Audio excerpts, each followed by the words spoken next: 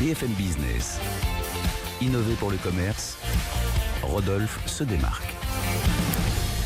Alors pour cette première de l'année, Rodolphe, vous êtes allé à Tokyo voir comment ça se passait chez Uniqlo, Hypertech. Exactement, Hypertech chez Uniqlo. Alors on est vraiment au centre commercial d'Harajuku.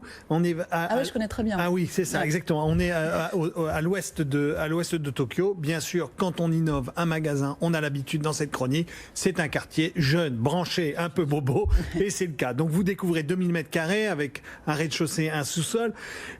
Bien sûr, le digital, les écrans défilants d'Uniqlo à la façon un peu boursière, mais là on vend du vêtement. Quand on rentre, l'ambiance bien sûr c'est béton, acier, tout ça est très bien posé.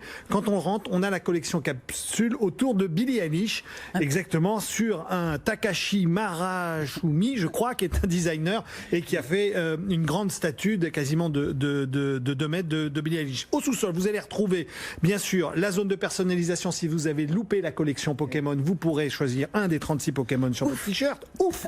Enfin, 5 minutes et $18. Enfin, l'espace recyclage, on en parlait tout à l'heure. Eh bien, il y a un espace recyclage aussi ici. L'endroit où vous pouvez acheter des fleurs. Bref, rien d'innovant. Ce qui est génial dans cette zone, c'est en face du magasin. Et oui, il existe un magasin Still Int by Uniqlo.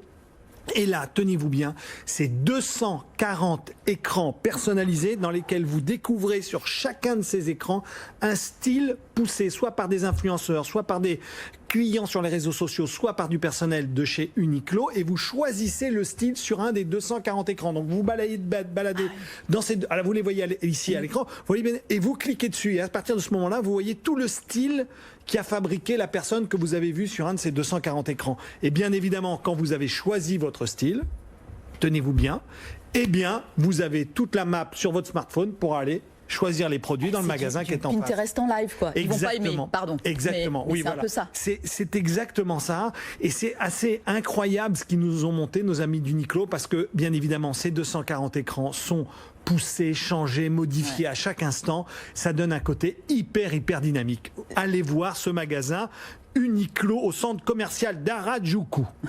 C'est fort. Damien Pellet, une seconde. Ça vous épate? Ça vous donne envie? Ouais, non, c'est épatant. Après, déployer le même système dans un multimarque comme nous, il y a encore, je pense, une étape à franchir, mais ça donne des idées. Juste très petite parenthèse, 2 secondes. Dans leur style, ils ne vendent pas que des Uniqlo. On voit des produits d'autres marques qui sont mis en avant dans ces... Très fort. Donc c'est très fort. Très fort, messieurs. On va terminer là-dessus. Merci beaucoup à tous les deux, Rodolphe. À la semaine prochaine. À la semaine prochaine, C'est reparti, hein. Allez, le débat du jour. BFM Business.